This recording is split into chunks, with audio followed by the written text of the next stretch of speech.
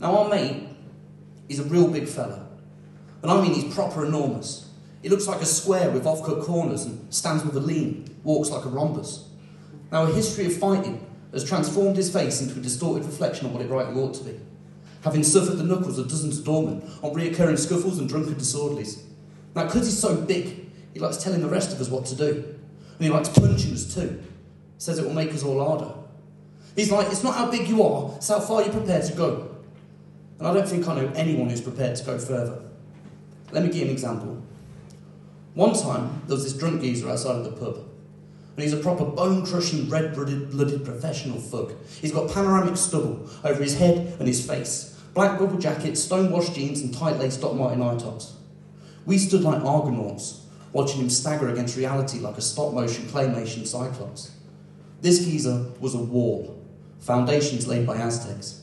His approach eclipsed the moon, and the five of us stood bathed in the shadow cast by the bulk of his neck, inspecting ancient graffiti that commemorated the forgotten love of ex-girlfriends and the countless sleepless nights of long-spent prison sentences.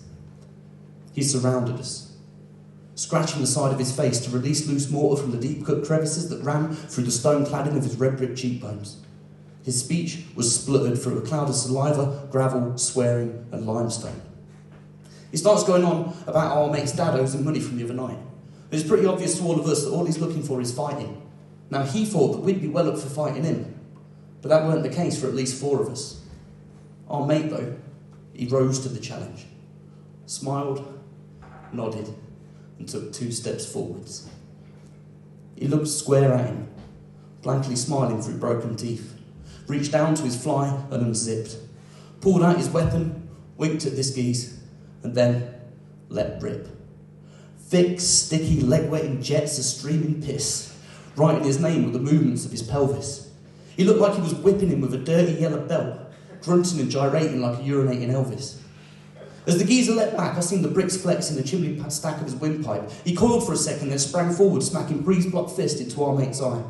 Our mate went horizontal, hovered momentarily, then crashed in a disjointed pile on the ground. And you can make up your own mind about who won that particular battle, but one guy got pissed on, and one guy got knocked out.